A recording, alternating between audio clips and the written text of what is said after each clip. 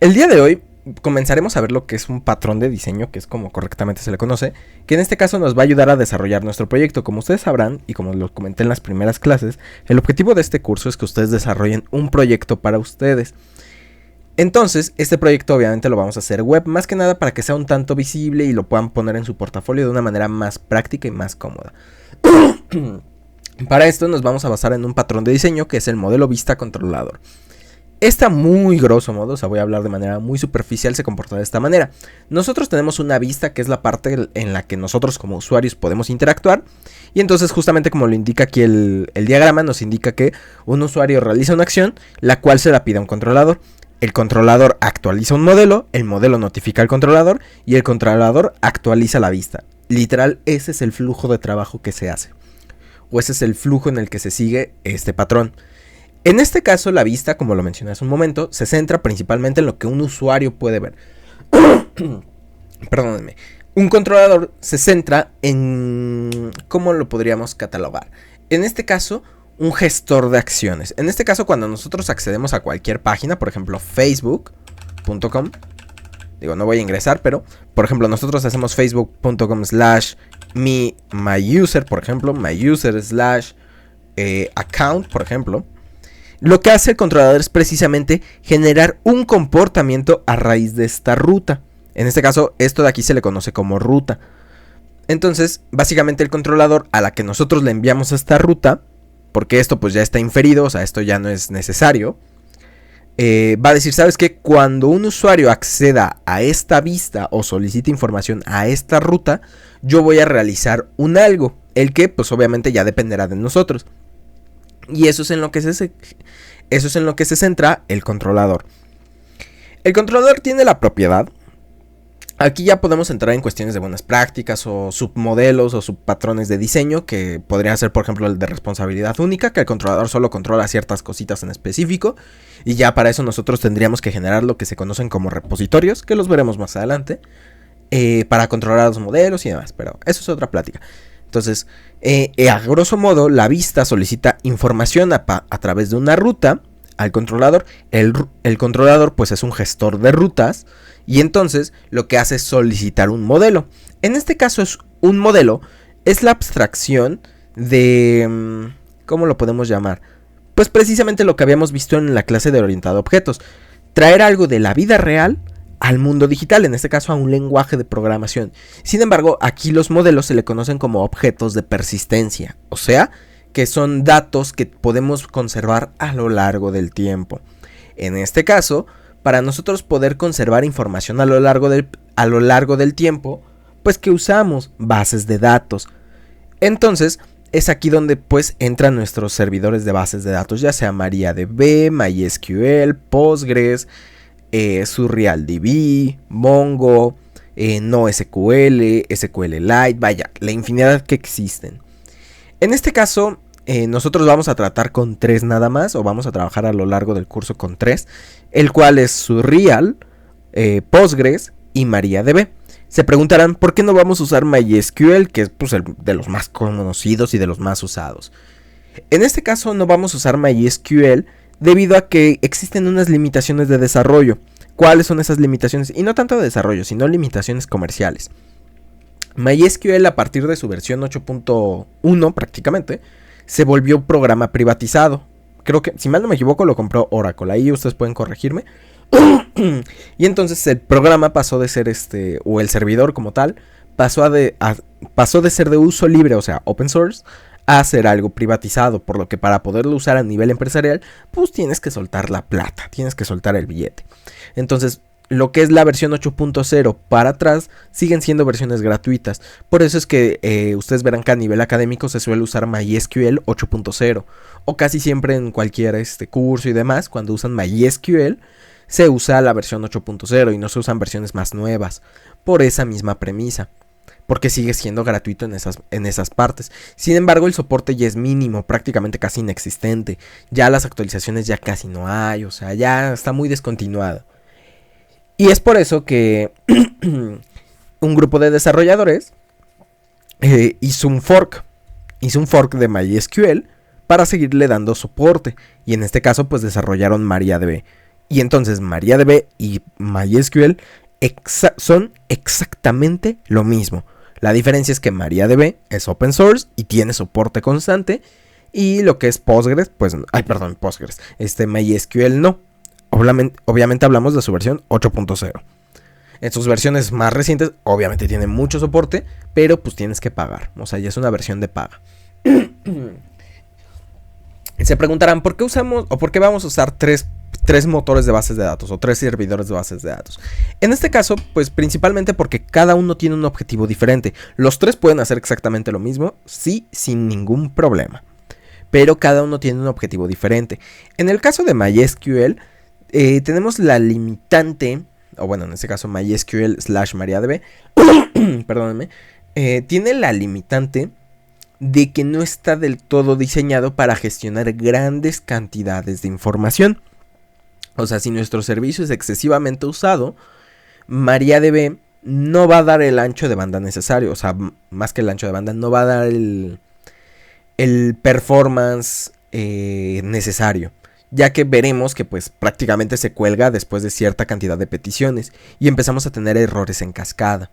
Y aunque nosotros configuremos correctamente el servidor, configuremos las connection pools, que ya más adelante veremos qué son, y demás, pues veremos que vamos a tener muchos problemas. Y entonces es aquí donde entra Postgres.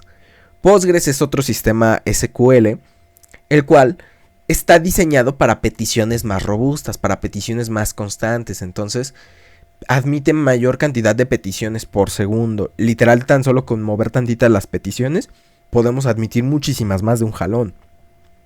Obviamente la escala de dificultad aumenta, ya que la configuración de un servidor de Maria/MySQL es muy simple, es muy rápida, es muy práctica y muy cómoda. Sin embargo, pues obviamente tenemos esta limitante de potencia. No quiero decir que sea malo, al contrario, es excelente gestor de base de datos, es una excelente base de datos. Sin embargo, es lo que comento, si nosotros sabemos que nuestro aplicativo va a recibir miles de millones de peticiones en un segundo, pues tal vez Maria se queda un poquito corto. En cambio, Postgres, pues yo les puedo decir que muy pocas veces he tenido errores en cascada.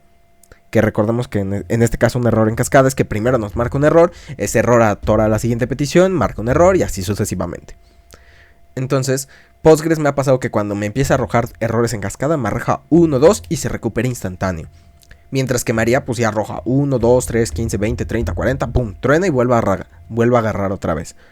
Entonces, y no es que sea así todo el rato, sino pues tiene ciertos momentos. Y entonces, por eso también vamos a usar Postgres, más que nada para que también lo conozcan. Y después vamos a usar un nuevo gestor de base de... no sé por qué les digo gestor de base de datos. Una nueva base de datos, que en este caso se llama SurrealDB. Esta base de datos no tendrá más de 3 años que salió. Yo la llevo siguiendo desde que inició el proyecto. Y a mí se me ha hecho un proyecto excelente. En este caso, SurrealDB va a parecer que se los estoy vendiendo, pero pues más o menos. Porque a mí me gustó mucho el proyecto. Digo, la verdad es que actualizaron la página desde la última vez que me metí. Es una base de datos que prácticamente nos permite hacer lo que nosotros... ¿Cuánto me pagan? Ojalá me pagaran. Porque literal, cada persona que me conoce sabe que yo llego y le vendo SurrealDB. Porque a mí se me hace una maravilla. Prácticamente Surreal, a muy grosso modo, de una forma muy coloquial, es una Barbie dentro de las bases de datos. ¿Por qué? Porque puede ser lo que tú quieras que sea. Puede ser una base de datos relacional, no SQL, de objetos, de grafos, de prácticamente de cualquier cosa. Y es muy cómodo usarla, sobre todo con ciertos lenguajes. Por ejemplo, yo la he probado con lo que es .NET y Python y honestamente es muy cómoda usarla.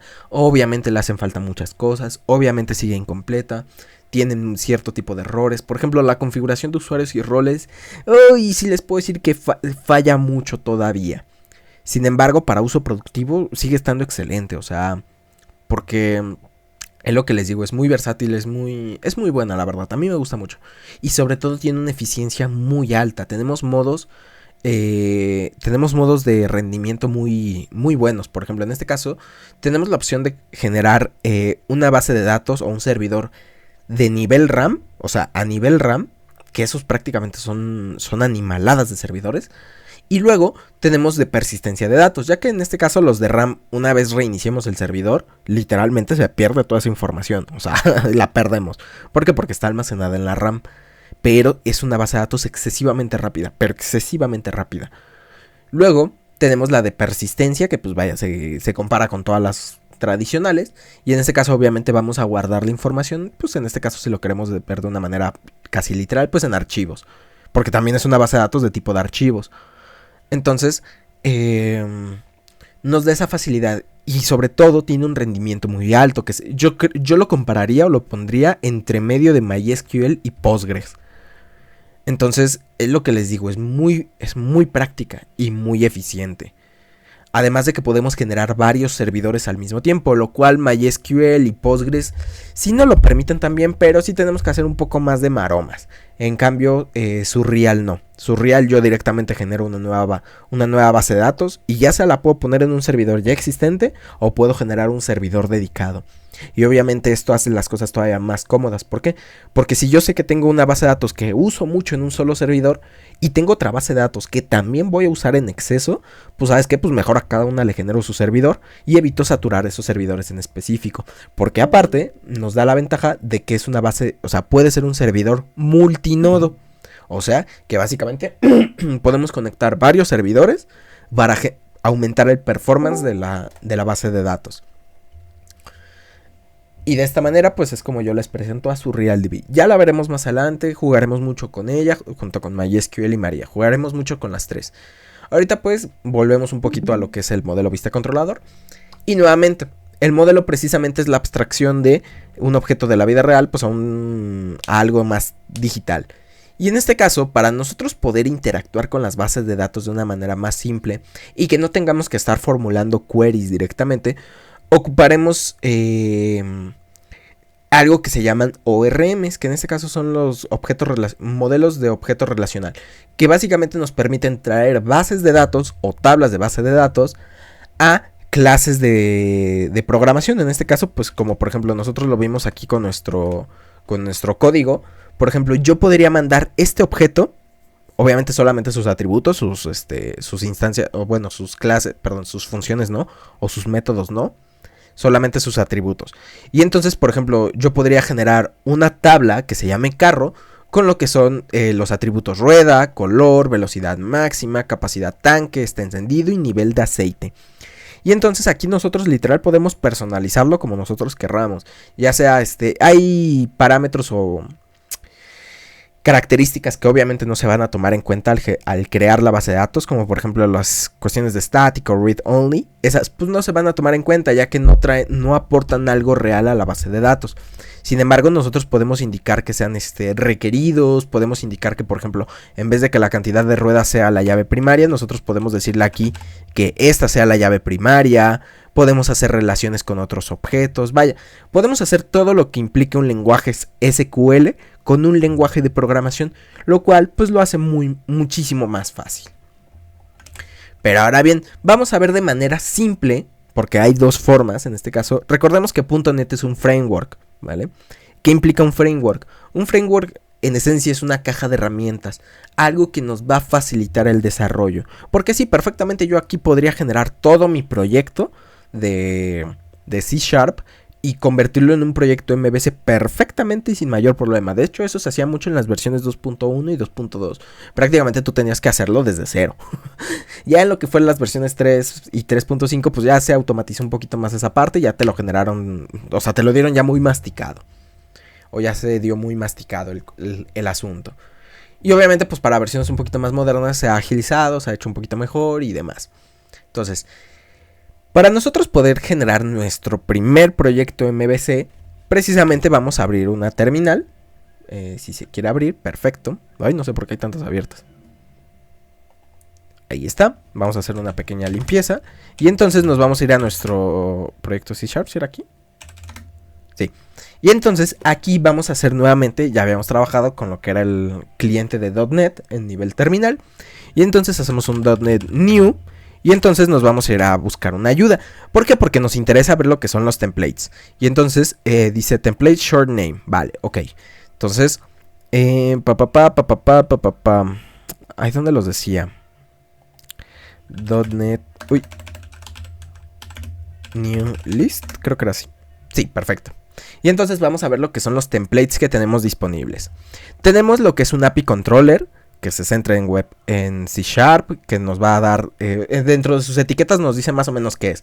Y entonces nos dice que es desarrollo web y ASP.NET. Tenemos ASP.NET Core Empty, que es un proyecto prácticamente vacío, que aquí lo podemos hacer con C Sharp, que es por defecto. Cuando nosotros encontramos lo que son los corchetes, indica que es el lenguaje por defecto. Y pues ya tenemos como opción F Sharp. F Sharp para mí es un lenguaje increíble también. No a nivel, obviamente, porque son paradigmas diferentes. C Sharp es un lenguaje orientado a objetos y F Sharp es un lenguaje funcional. Y F Sharp, la neta es que a mí me ha encantado cuando lo he usado. Tenemos una ASP.NET Core Web API, que también tenemos de API Service y demás. Tenemos lo que es el NATI AOT, que este es un poquito más complicado, tal vez algún día lo mencionemos o lo veamos un poquito por encima. Tenemos el Model View Controller, que es en el que nosotros nos vamos a centrar, que si se dan cuenta, actualmente ya tenemos soporte para F Sharp, antes no existía.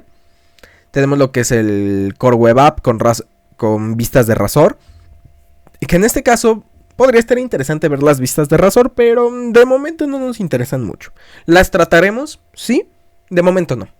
Tenemos proyectos con Angular, tenemos proyectos con React, tenemos con Blazor Server, o sea, ya lo habíamos visto aquella vez, que teníamos muchos y demás. O sea, tenemos muchas plantillas. Y en este caso, nosotros en las que nos vamos a centrar, porque para mí es la más fácil, o sea, es la más fácil para mostrársela a ustedes, es el proyecto MVC, o en este caso la plantilla MVC, porque nos va a dar prácticamente todo. Mientras que las otras, pues, son un poquito más específicas y más concretas según el proyecto. Por ejemplo, si nosotros buscamos generar un controlador web API muy eficiente, pues nos vamos ya sea por API Controller o Web API, cualquiera de las dos. Si nosotros necesitamos diseñar algo un poquito más intermedio, pues nos vamos por MVC. Si necesitamos desarrollar algo más robusto, pues nos vamos por un Web API AOT. Si necesitamos algo más coqueto, más bonito, pues ya sea nos vamos por Angular o React.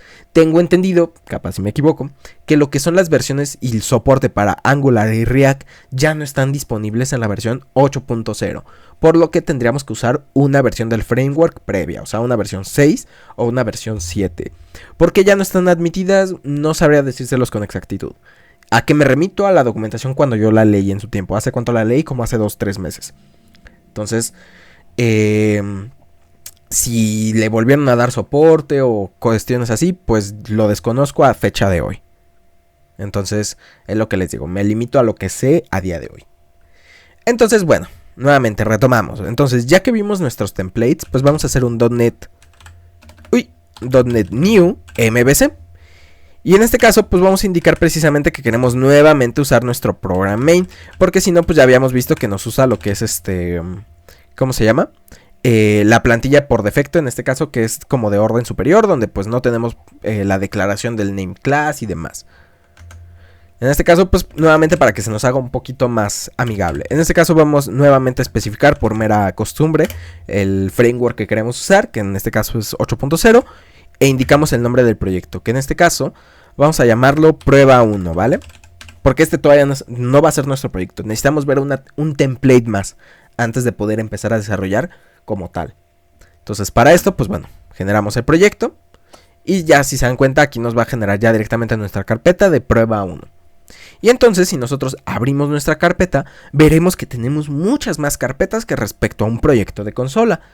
En este caso tenemos una vista de controladores, una vista de modelos, una vista de objetos, tenemos una vista de propiedades, una vista de vistas, perdón, una carpeta de vistas, donde tenemos una que se llama Share, otra que se llama Home, tenemos algo que es www.root, donde tenemos un CSS, tenemos JavaScript, tenemos lib, y pues vaya, tenemos más cositas internas. Y también tenemos lo que son, minimizo las carpetas o déjenlas contraigo un segundito para que se vea un poquito más limpio.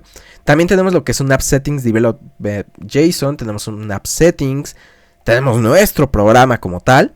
Ahorita explicaremos pasito a pasito cada una de estas cuestiones. Y tenemos nuestro archivo ccprog. Pero, si se dan cuenta, pues nos hace falta algo clave, que es nuestro archivo de solución. Nuevamente ya habíamos mencionado que el archivo de solución, pues sobre todo nos ayuda en esta parte de la visualización del programa, para que se vea un poquito más bonito, porque pues no sabemos qué es esto, ni qué es esto, ni qué es esto, ni cuáles son sus atributos, ni métodos, nada. Entonces para esto hacemos un .NET New SLN. Y listo, generamos nuestro archivo de solución. Aquí está, perfecto.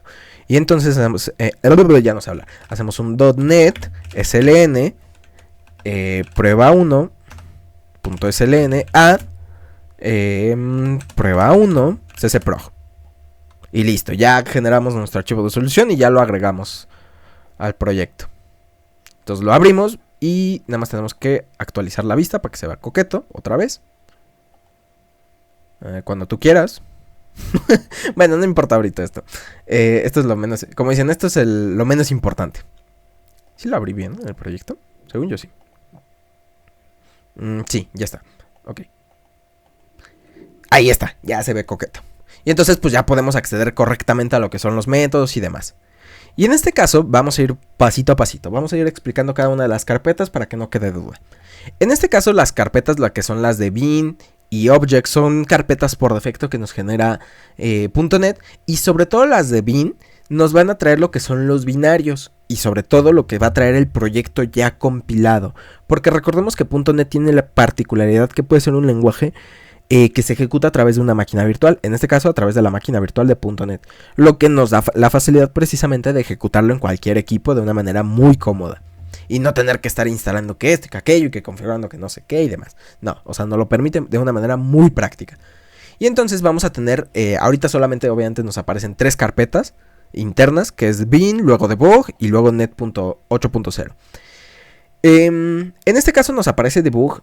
Y podemos tener 2 opciones, debug o release. Según cuál usemos, pues no cambia mucho, de hecho solamente es categorización. En el caso de debug, pues es cuando, sobre todo cuando nosotros estamos haciendo un debug en Visual Studio. Y pues bueno, nos indica si estamos trabajando con el framework 8.0, 6.0, 7.0, 5.0, etc, etc, etc. Y lo mismo para release, vamos a tener las diferentes carpetas según el framework que estemos usando.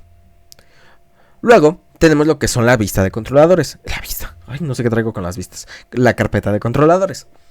En este caso la carpeta de controladores, si nosotros abrimos el Home Controller, que es el básico que nos da por defecto, vamos a tener que tenemos la declaración de varias bibliotecas, que en este caso es el System Diagnostics.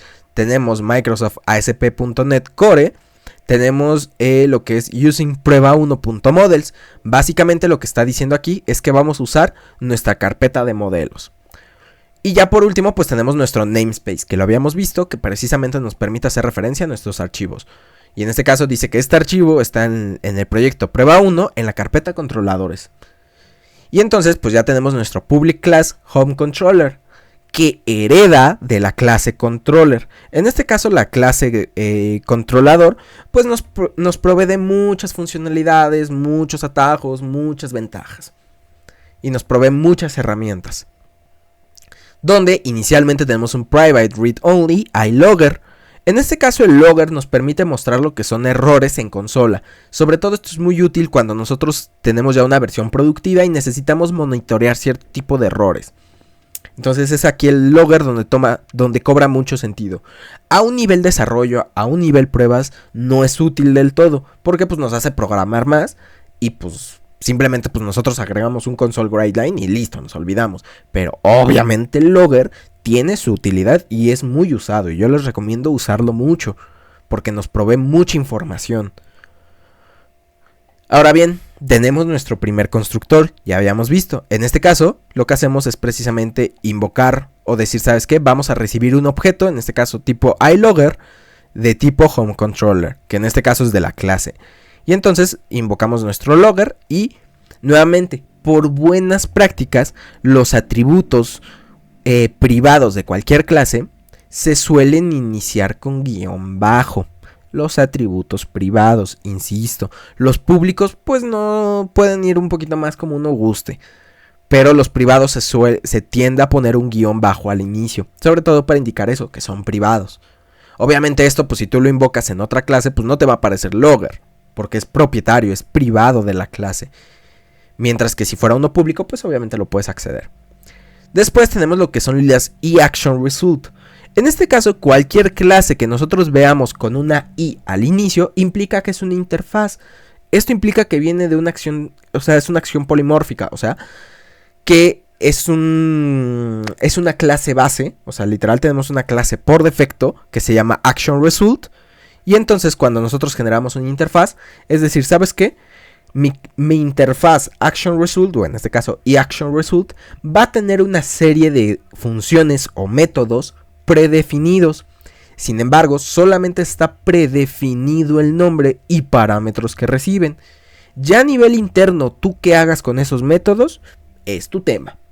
Entonces vamos a poner un ejemplo un poquito más tangible. Yo desarrollo un objeto, en este caso una interfaz que se llame vehículo, o por ejemplo auto, y entonces mi interfaz le voy a definir varios métodos. Le voy a definir acelerar, frenar y arrancar. Y entonces yo puedo generar diferentes clases, por ejemplo clase Fórmula 1, clase autobús y clase carro particular.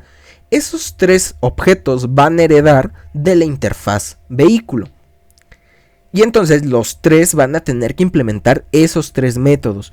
Pero a nivel interno, cada vehículo arranca de diferente manera. Cada vehículo enciende de diferente manera. Sin embargo, los tres comparten esos mismos tres métodos.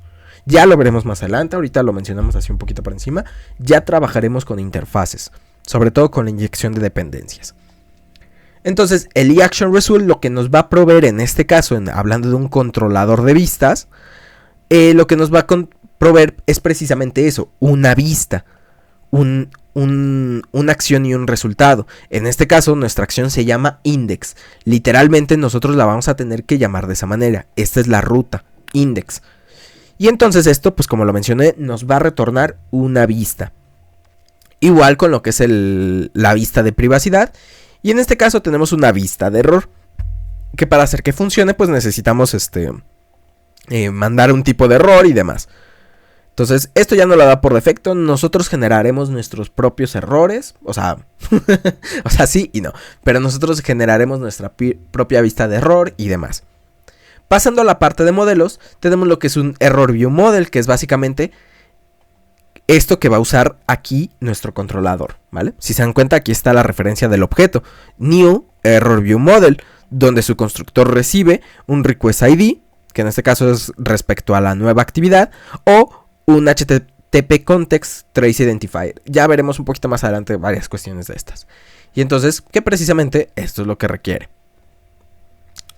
A grosso modo. Luego tenemos propiedades, que esto es para cuando nosotros hacemos el deploy, que en este caso pues nos indica si vamos a usar un servidor IIS, si vamos a usar un servidor HTTP o un servidor interno. Entonces, por ejemplo, si nosotros usamos un servidor IIS, pues el puerto por defecto va a ser el 59210 y su puerto SSL el 44396. ¿Nosotros los podemos modificar? Claro que sí, a nuestro gusto y a nuestra necesidad. Aquí tenemos todavía más opciones. Tenemos que nos muestre los mensajes, que automáticamente lanza el navegador, sus puertos, el tipo de desarrollo, si estamos en desarrollo o ya estamos en modo producción, en modo HTTPS, pues en este caso qué puertos tenemos, ya que podemos hacer un HTTP redirect, básicamente que las peticiones que lleguen por HTTP normal las veamos también por HTTPS, o sea, básicamente cifremos de manera automática su comunicación. Sobre todo la respuesta, más que la comunicación entrante, la comunicación saliente. Y pues bueno, lo que había mencionado de la parte del servidor IIS. Un servidor IIS en esencia es un servidor de Microsoft para este tipo de despliegues, pero nosotros no necesitamos uno porque para eso estamos usando Linux. Y obviamente van a ver que es un poquito más cómodo. Tal vez no sea la mejor manera. Ojo, no estoy diciendo que es la mejor manera, ni que es la más adecuada, pero es de las más cómodas, la verdad. ¿Para qué les miento? Es de las más cómodas. Luego tenemos la carpeta de views, que básicamente se comparten con lo que son los controladores. En este caso, cuando nosotros generamos un controlador, literalmente lo tenemos que llamar así, Home Controller, ¿vale? Y en este caso, el controlador Home.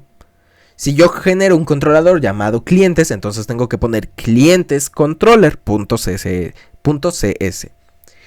Y entonces, para que mis controladores encuentren sus vistas, porque si se dan cuenta aquí no hacemos ninguna referencia a decirle, ¿sabes qué? Yo quiero que tomes de la carpeta vistas. Pues es precisamente con esto con lo que toma referencia. Toma referencia con lo que haya antes del texto controller. Entonces, Home Controller, pues obviamente va a decir, ¿sabes qué? Te vas a ir a la carpeta de vistas, esta carpetita, y vas a tomar aquella que se llame Home. ¿Ok? Y entonces va a tomar la que se llame Home. Y si se dan cuenta, tenemos dos archivos, que uno se llama Index y otro Privacy. Y entonces, que curiosamente coinciden con los que se llaman index y privacy. ¿Por qué? Porque precisamente cuando yo entre a este controlador va a decir, ok, yo me voy a ir a la carpeta home de mis vistas. Y por ejemplo, si yo accedo al index, va a decir, voy a buscar la vista que se llame index. ¿Por qué? Porque esta es la ruta que me están especificando. Y entonces va a ir aquí, va a llegar a la carpeta vistas, va a ir a la carpeta home y va a buscar lo que es el archivo index. Y lo mismo para privacy. Así exactamente. Y entonces si nosotros vemos la extensión se llama CSHTML. La ventaja que nosotros tenemos con .NET es que precisamente como había mencionado es un framework y nos permite tener herramientas muy cómodas. Por ejemplo, en este caso en C# tenemos la ventaja de que dentro de nuestro HTML podemos programar en C#, o sea con lenguajes C#. Y entonces aquí nosotros podemos agregar funciones, qué clases, qué objetos, qué métodos, qué esto, qué aquello, qué invocar, qué hacer. Prácticamente todo lo que podemos hacer en un archivo CS normal, lo podemos hacer aquí. Ay, perdónenme. Lo podemos hacer aquí. Hay cosas que es mejor no hacerlas, pero de que se pueden hacer, se pueden hacer. O sea, tampoco estamos limitados. Porque esa es la ventaja que nos da. Obviamente también tenemos la vista de privacidad y poco más. La parte de Shared y estas dos vistas que tenemos aquí ya son parte interna del desarrollo de .NET, o en este caso herramientas que nos provee el framework. En este caso ViewStart es básicamente el layout que vamos a usar y en este caso pues, nos da el por defecto que tiene .NET y lo vamos a dejar así. Tenemos el ViewImport que básicamente es aquí los objetos que queremos usar a lo largo de todas las vistas y en este caso pues vamos a usar lo que es prácticamente todo el proyecto, o sea, todas las carpetas disponibles en el proyecto y sobre todo especificando que también queremos usar la de modelos. Esta no la vamos a ver, es un relajo, entonces vamos a nada más dejarla ahí al aire. Tenemos la parte de Share, que es donde tenemos el layout por defecto. Ahorita lo vamos a ver un poquito más gráfico, porque ahorita pues es mucho código y puede que no lo entendamos del todo. Pero si se dan cuenta, aquí tenemos lo que es nuestro head y nuestro body y sobre todo también tenemos lo que es nuestro footer. Entonces, si se dan cuenta, en lo que es nuestro container principal, tenemos algo que se llama render body, que es básicamente que va a renderizar las vistas que nosotros le mandemos. Si se dan cuenta, esto tiene mucha similitud a cuando nosotros vimos lo que es la parte de las funciones con orden superior, que en este caso era la de cuando no usábamos el programa main o el template, que nos generaba todo como en una sola vista y no veíamos nada para arriba ni nada para abajo. Lo mismo pasa aquí. Y en este caso lo que va a hacer es pre-renderizar esa información. Y esto que nos permite a que nosotros no tengamos que estar modificando el header y el body. O sea, no tengamos que estar modificando el código. Por ejemplo, si yo quisiera agregar un nuevo elemento a la lista de navegación, que es esta de aquí, no tendría yo que modificarlo en cada vista. Y esto pues obviamente nos agiliza muchísimo el trabajo. Luego tenemos el punto CSS, ahora sí, que pues básicamente contiene información básica de esto. Tenemos scripts de vistas parciales, que nosotros no vamos a ver vistas parciales, eso es otro mundo completamente aparte. Tenemos la vista de error por defecto, que esta es la que casi siempre vamos a poder invocar, pero tampoco la vamos a ver mucho a detalle. Pero pues la vamos a poder trabajar también. Y entonces, pues antes de finalizar, vamos a ver como tal cómo se ve. Para esto nos dirigimos nuevamente a nuestra terminal y entonces hacemos un .NET build, obviamente primero para compilar el proyecto y ver que no tenga ningún error. Obviamente no debería tener ninguno, porque pues es la primera vez que lo ejecutamos y no movimos prácticamente nada. A veces puede tardar un poco más, a veces un poco menos. Vaya, puede oscilar un poco eso. Y si se dan cuenta, lo que es la carpeta 8.0 ya nos generó muchos archivos. Los veremos más adelante, ahorita no nos interesa. Y listo, como vemos que compiló sin mayor problema, entonces hacemos un .NET Run y ejecutamos nuestro servidor. Cuando nosotros ocupamos .NET Run en un proyecto MVC, va a generar un servidor por defecto, o va a iniciar un servidor por defecto. Y entonces ya nos dice, tus servidores están activamente escuchando en esta ruta http:// localhost en el puerto 5172. Y entonces si nosotros abrimos el navegador, ¡tatán!, tenemos lo que es nuestra primera página web. Y en este caso por defecto, eso no lo vimos ahorita, pero por defecto siempre vamos a ir al controlador home. Y entonces, si se dan cuenta, ya nos generó automáticamente lo que es un header, un contenedor de cuerpo o un body y un footer, ¿vale? Ya nos generó por automático todas estas herramientas. Las podemos modificar perfectamente, o sea, sin mayor problema. Oye, ¿qué estamos usando para poder hacerlo bonito? Porque yo cuando genero mi index.html se ve todo feo. Pues en este caso usamos Bootstrap. ¿Qué versión? Pues la más reciente, creo que es la 3.8 si mal no me equivoco. Capaz si me equivoco con la versión. Tenemos nuestra parte de privacy, que pues nosotros lo podemos agregar. Y si se dan cuenta, precisamente esto es lo que yo les decía. .NET gestiona, o bueno, nuestros controladores gestionan el comportamiento de las rutas. En este caso, si nosotros nos vamos rápidamente a lo que es el controlador, habíamos mencionado que vamos a acceder a la parte home, que es aquí, si se dan cuenta, home. Y entonces a privacy. Y entonces cuando nosotros accedemos a esta ruta, hacemos ahora sí que esta ruta. Accedemos al controlador home, que es este de aquí, y analizamos el comportamiento y decimos, yo tengo que ir a la vista privacy. Perfecto, entonces, ¿qué tiene que hacer mi vista privacy? Retornarme una vista. ¿Qué vista? Esta vista de aquí. Y precisamente es aquí donde vemos la información. Y entonces, por ejemplo, hagamos un cambio rápido de texto para que vean que no es choro. Hola mundo. Y entonces pues tenemos que reiniciar nuestro servidor, obviamente. Esperemos tantito a que lo reinicie. Perfecto. Y ahora sí, si yo refresco esta vista, cambio el texto. ¿Por qué? Porque nosotros le estamos indicando ese comportamiento. Y si nosotros nos vamos a home, van a ver que la ruta desaparece. ¿Por qué desaparece? Porque es la ruta por defecto. O sea, nosotros especificamos, o bueno, el framework especifica que esta es la ruta por defecto y por ende pues no la muestra. Pero en esencia, pues también si nosotros marcáramos privacy como ruta por defecto, lo mostraría de esta manera. Y entonces cuando nosotros lleguemos a home, no la va a marcar. Oye, y si yo la quiero poner manualmente, se puede perfectamente. Home index. Y si se dan cuenta, nos llevó al mismo lugar. Y ahora sí nos muestra la ruta.